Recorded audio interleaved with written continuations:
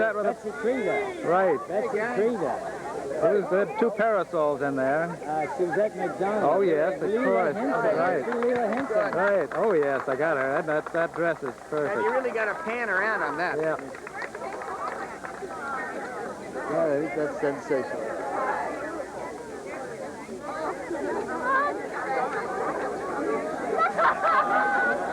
Just like that. Wonderful, wonderful. Perfect, all right. An aura of tense expectancy filled the air. The crowd were restless as Kindred took the chair. Elton was riding the TV boom, balanced by Dr. Lee. Billy cried, "This is some ride as easy as ABC." The players were evenly matched, and both were full of pizzazz. And watching sternly over all was puny President Chad. The chair asked for class. There was no time for speeches. Far in the back, a voice was heard. They were storming, yelling, "Teacher!"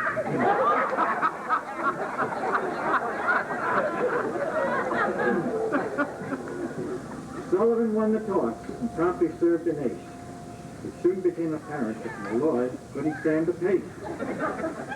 But then the tide seemed to turn. Malloy began to rally. He suddenly remembered all the tricks he'd been teaching Sally.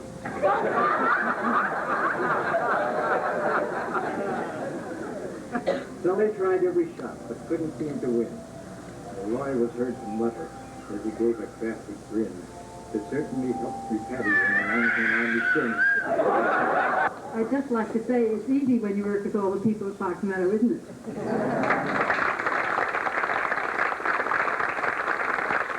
They did a heck of a job. So did everybody else. And I wish we could recognize everybody, but they're on the program, at least most of them, and they did one heck of a job.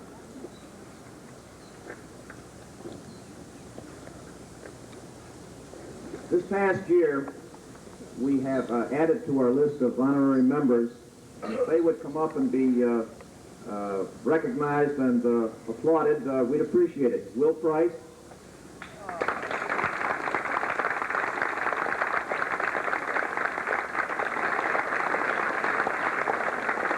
Jimmy Carlisle.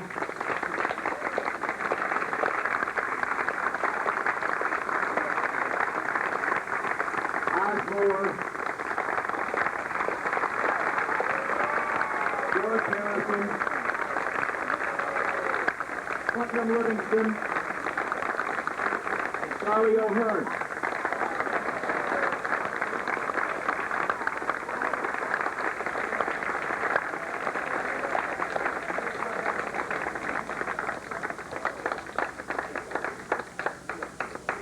These fellas really contributed during their tenure during this wonderful 100 years of ours. Congratulations.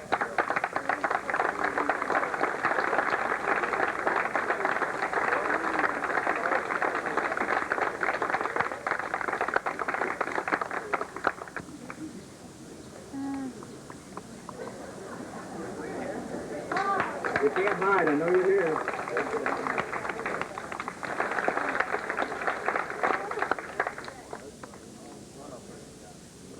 This wonderful couple have been members of this club for 51 years, since 1932.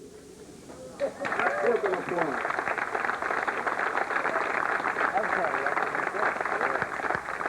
By their involvement in the club, their contributions to it, and the example they've set, they're one of our finest assets. Ted and Madge, congratulations.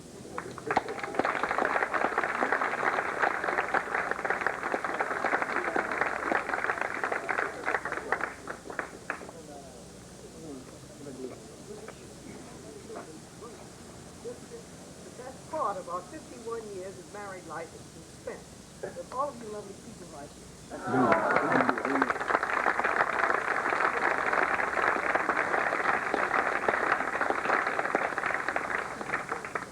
Ann and Gordon have been members of this club since 1935, and they've been heavily involved, even to this day.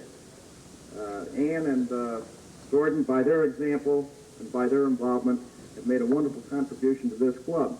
Furthermore, Anne has kind of indirect fame as a result of being the niece of Fulton B. Atterbury, who was president of this club from 1907 to 1909. But we won't hold that against her. In any event, they're wonderful people, and we're glad to recognize them here today.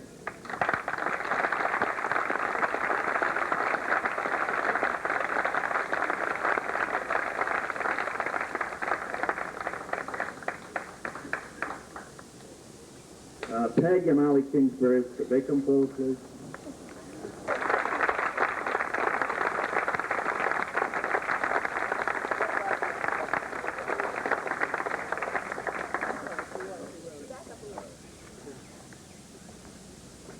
Ollie and Peg have been members of this club since 1939, and they have set a wonderful example for the rest of us. They've raised wonderful children. They've raised national champions. They're still regular members of the club, and they don't even live here anymore. And, I'm glad you live as close as you do in any event, Peg. It's wonderful to have them here today and to recognize them for what they are and what they've done for the club. Peg and I.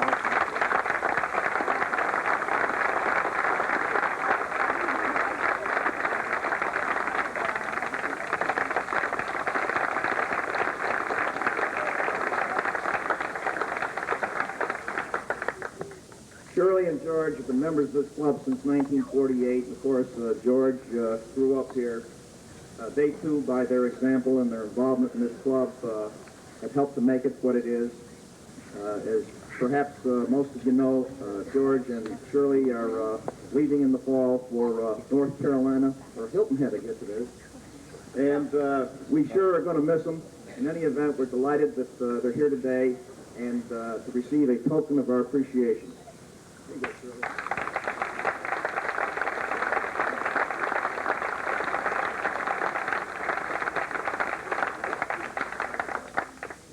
Louise and Ed Raymond, could they come forward, please?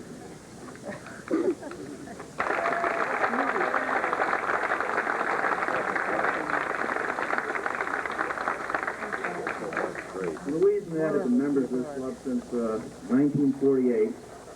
We honored Louise earlier in the year as a national champion, and Ed, I think, representing Helen Schwabel, his sister, made a little speech. It went something like this: "I've lived on the edge of greatness all my life."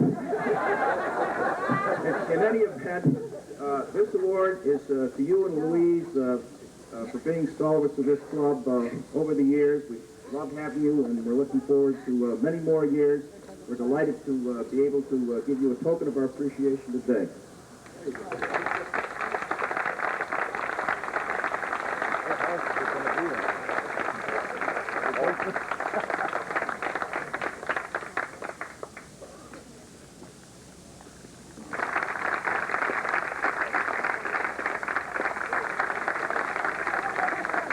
you. Great fun, man.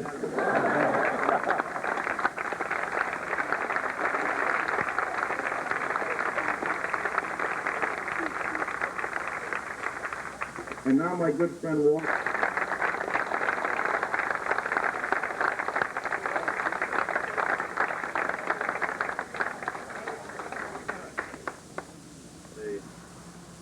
For many years, Bill was on the board of governors of this club. In fact, nobody's been able to count up how many years.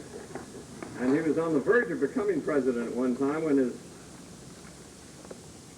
the city bank sent him off somewhere. Did they send you off, or did they just give you another job?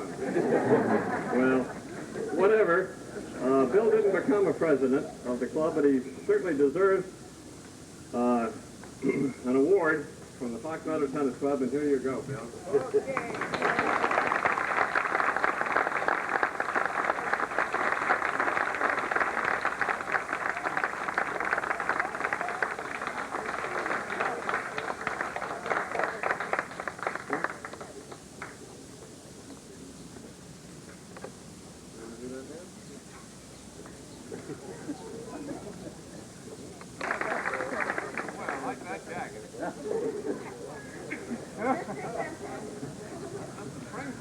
Dick and Lois have been members of this club since 1948.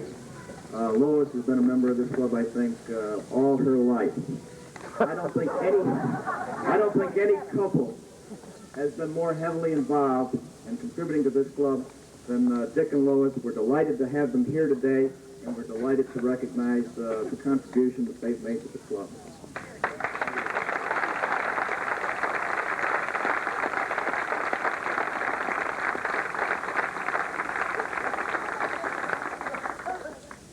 Richard and I met right here, and I guess the thing that I hope the most is that maybe we'd be lucky enough to die right here.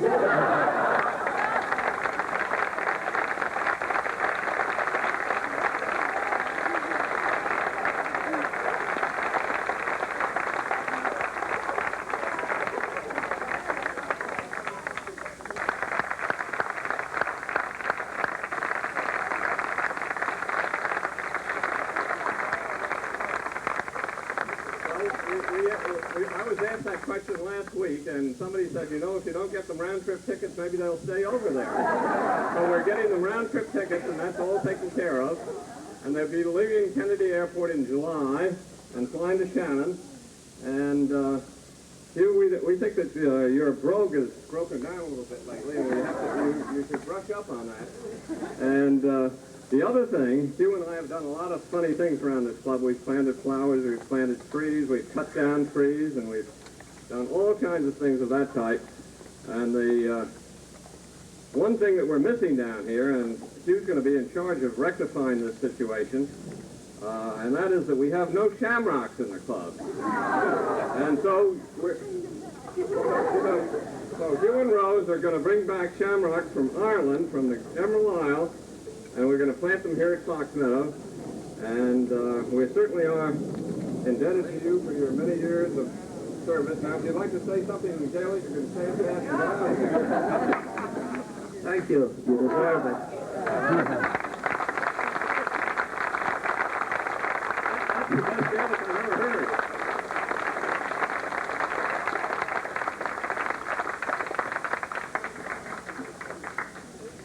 I've never seen past presidents that did so much kissing. In a taxi cab. And they were going along at a rather leisurely pace, and all of a sudden, the car in front of them, the door opened, and a lady tumbled out. And so he said, taxi driver, get some attention to the driver there because he's lost his passenger. So they speeded up a little bit, and finally they got the fellow and pulled over to the curb, and the man jumped out of the taxi cab and went over and said, Mister, the door of your car flew open, and a lady fell out, probably your wife. And he looked at him with a big smile on his face and said, thank God, I thought I was going deaf.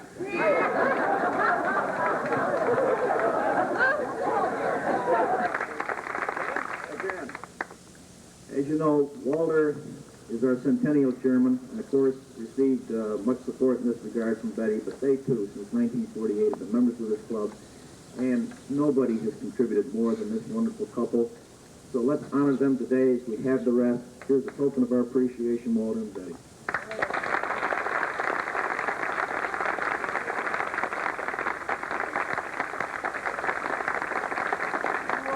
Would Scott Wood please come forward?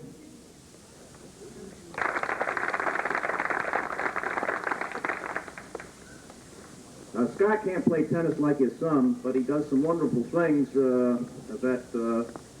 one of which is a plaque that he has made for the past presidents of this club. We're inviting Scotty up here to present the plaque to the club. Scott? It'll probably take a while. Maybe you better get some more. Get over his semantic description of what carries the flag. I didn't realize he was Freudian. But as you all know, Chaz Evans is in the timepiece business. And he's worked awfully hard on this gathering and all the events that have come before.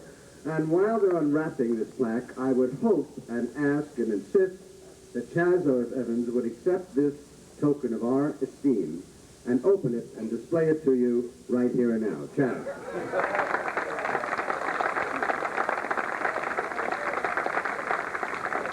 It's cooking.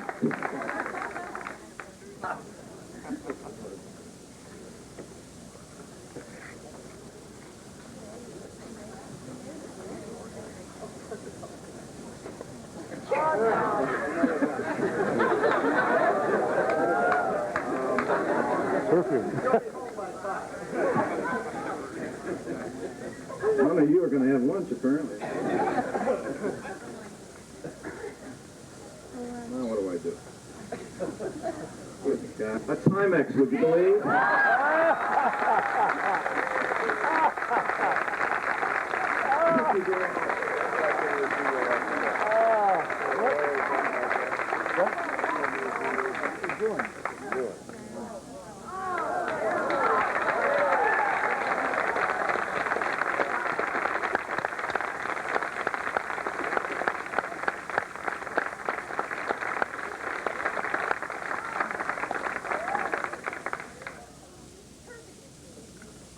Chad Evans' name and Dick Balzac's name somehow are left off this.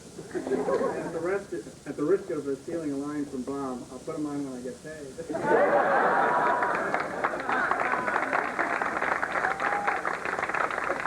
Take a plane to our